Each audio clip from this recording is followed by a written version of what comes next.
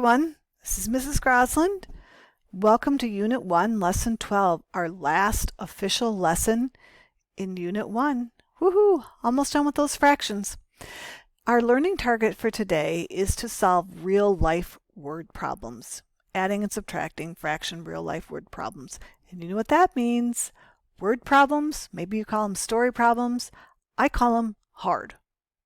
We're going to start off with one-step problems where you just have to do one calculation, and then we're going to move into two-step or multiple-step problems where you have to do more than one calculation.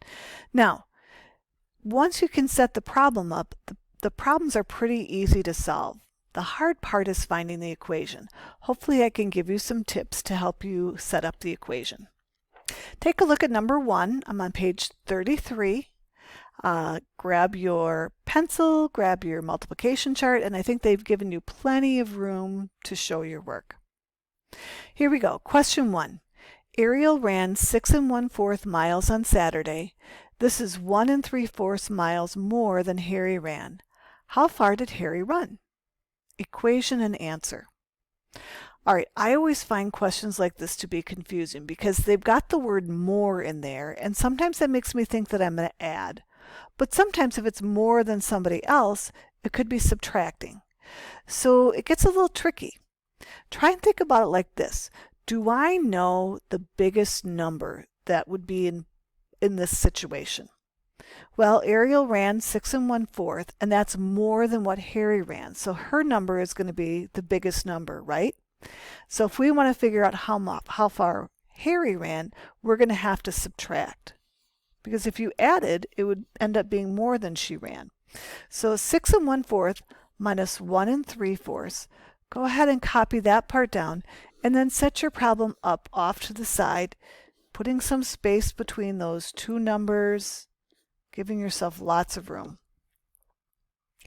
Wait a minute, how sweet is this? Did you notice we have a 4 and a 4?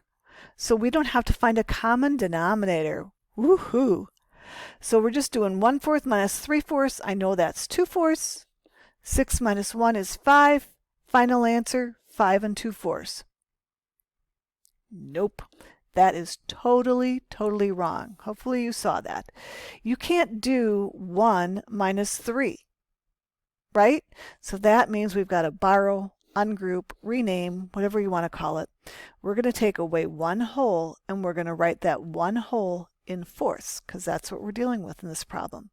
So 1 whole is the same as 4/4. We're going to add that to the 1/4 we already have, and now for our total we have 5/4. Some kids stop right here and they get this 4/4, and then they just use that number, forgetting about the 1 over here.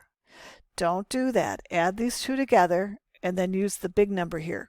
5 minus 3 is 2/4. 5 minus 1 is 4. Answer is 4 2/4. Or maybe you know this, 4 1/2 in simplest form. And our unit is miles. Now don't be alarmed at this second question, which says, why is the answer reasonable? We did not teach the lesson that shows you how to do this, but I think I can quickly show you what they mean by reasonable. Is that answer possible or likely? What they are asking us to do there is to round our numbers and kind of give an estimate in our head. So if I round this 6 1/4, I'm going to round it to a whole number. I'm going to round it to 6. I'm going to round this 1 3/4 up to 2. It's pretty close to 2. 6 minus 2 is 4. Is that close to my 4 1/2? Yeah. If I'd gotten some totally different number, then I would know I made a mistake and I could go back and resolve it. All right. Now we're going to go on to number 2. After guests drank 4 1/2 gallons of tea, there were 2 5/8 gallons left. How much tea was there to start? Well, that's kind of easy. To start with, you're going to have your most amount, right? So if they drank 4 1/2 and there's 2 5/8 left, what I'm going to do is I'm going to add those two numbers together. 4 1/2 plus 2 5/8. Again, go ahead and set it up off to the side. Give yourself some nice space. Okay. No common denominator now, so we've got to find one. What would be a good common denominator for 2 and 8? Hoping you said 8. If you said 16, that wouldn't be wrong. It would still work. Just it's going to be a bigger number to work with. If you can, try to choose the smallest denominator they have in common. Figure out those equivalent fractions. Now we're adding. Don't try and subtract now. 4 plus 5 is 9/8. 4 plus 2 is 6. 6 and 9/8. But 9/8 is improper. Remember, when the numerator is bigger than the denominator, it's improper, and we don't want to be improper in math class. So we're going to change this. We're going to change it from 9/8 to a mixed number. How many 8s can you take out of that 9? Well, you could take one whole, 1/8 set of 8/8 out of there, and you'd have one left over, 1/8 left. So really, we're renaming this 9/8 as 1 1/8. Add it on to the 6, and you get 7 1/8. Bam, boom, done with that one. Again, if you want to try the reasonableness, just kind of round those numbers to numbers that are close to it that you can do in your head. So I'm going to round that 4 1/2 to 5. I'm going to round the 2 5/8. It's a little bigger than 2 1/2. I'm going to round it to 3, and my answer is, 5 plus 3 is 8. Kind of close. It's within 1. If you came up with a number 37 here, you know you're way off and something's wrong. Okay, so just kind of looking to see if it's close. All right, this is going to be the last one we do on this page, and this one is kind of a toughie for kids. I'm going to give you a tip to figure this out. The beach is 7 1/3 miles from Johanna's house.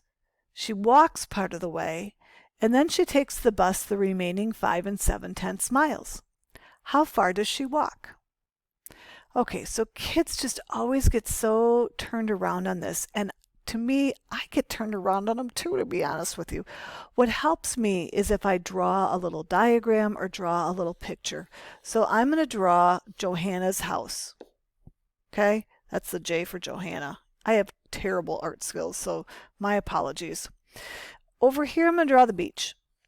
Okay, there's the waves on the beach. So they told us that altogether, from Johanna's house to the beach is 7 1/3 miles, right? And then Joanna walks part of the way. Here's Johanna. She's walking deet to deet to deet to deet to deet to deet to deet. And then she picks up the bus. The wheels on the bus go round and round. There's a little bus driver in there. Okay, so she walks part of the way, and then she takes the bus the remaining 5 7/10. So from here, from the bus to the beach, is 5 7/10. That's a 10. What they want to know is how far she walked. So they're looking at this distance right here. Well, doesn't this distance plus this distance have to add up to 7 1/3? So it's really a subtraction problem. This is my biggest distance right here. So I'm going to take that 7 1/3 to start with. I'm going to subtract, and then I'm going to do my 5 7/10. Okay. Well, I'm erasing my beautiful artwork over here. I'm sure you could do a lot better. Go ahead and set that problem up, going up and down in your workspace, and go ahead and solve it.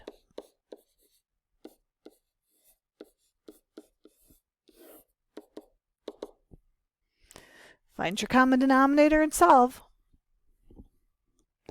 So the final answer should be 1 19/30 miles.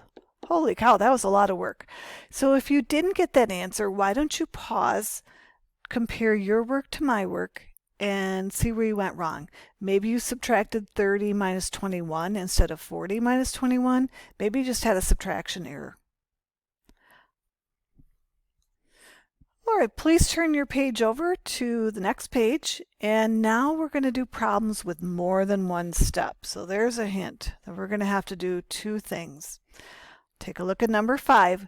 Nora read 1/6 of a book on Monday and 2/5 on Tuesday. What fraction does she have left to read? This kind of looks familiar to a problem that we used to have, only before they gave us problems with the same denominator. So we've got to figure out how much she's read, right? So we're going to add 1/6 plus 2/5. Okay, go ahead and pause it and figure that out. So I came up with she has read 17/30. But that's not what it's asking us for. It's asking us how much she has left to read. And this is where it gets confusing for some kids. So this is how much she's read. This is how much she has left to read. And by the time she's done, she's going to have read the whole book. One whole book. Well, if she's read the whole book, how many 30ths would that be? 30, right? Whenever the numerator and the denominator are the same, it's one whole. So 30/30ths would be one whole. So it's a little bit of a subtraction problem now. 30 minus 17, go ahead and figure that out. Should get 13. So she has 13/30ths left to read. Wow. All right, let's go on to number 6. A rain barrel contained 32 gallons of water. Bettina used 15 1/4 gallons to water her garden. Then it rained, adding 6 3/4 more gallons. How much water is in the rain barrel now? Wow, there's a lot of numbers there. Let's just start at the beginning. So it had 32 gallons. She used 15 1/4 gallons to water her garden, so you're going to subtract 15 1/4. And then it rained, and if it rains, it puts more water in, so it's really adding again. So we're going to have to do a number of calculations. Okay, so here's what that would look like. Off to the side, you would solve it like this, remembering that you'd have 0/4 there. You'd get your answer here, and then you're going to add a 6 3/4 to that. So you could write another column over here with that problem, or you could just keep going up and down. Go ahead and solve that and see what you get. If you said 23 1/2 gallons, you are correct. Maybe you had 23 2/4, or maybe you had a different denominator, but as long as that second one is equivalent to 1/2, you would be correct. Okay, and again, if you wanted to check for reasonableness, you could do 32 minus 15 plus 7, and then see what that turns out to be. Okay, that's what they're asking for reasonableness. All right, last one that we're going to do together. I'm going to read through it, and then I would suggest that you draw a diagram or a picture to solve this. Anna hikes 3 7/8 miles and stops for lunch. Then she hikes 5 1/4 miles and stops to rest. A sign where she stops says it's 2.5 miles to the end of the trail. How long is the trail? Okay, I don't want you to solve it. I just want you to set this up. So on your line where it says answer, don't answer it, just write the equation. All right, I'm going to explain my little drawing here. But she walks 3 7/8, then she walks 5 1/4, and then says from here to the end, it's 2.5. All you have to do is add those three numbers. Okay, maybe you add these two first, maybe you add those two first. Maybe you could, if you really wanted to, you could write them all going up and down like this, and finding a common denominator for all three of those numbers. Excuse me, can you think about what number that would be? You could switch them all over to 8s like this and then solve it. Okay, why don't you try that? Go ahead and solve that.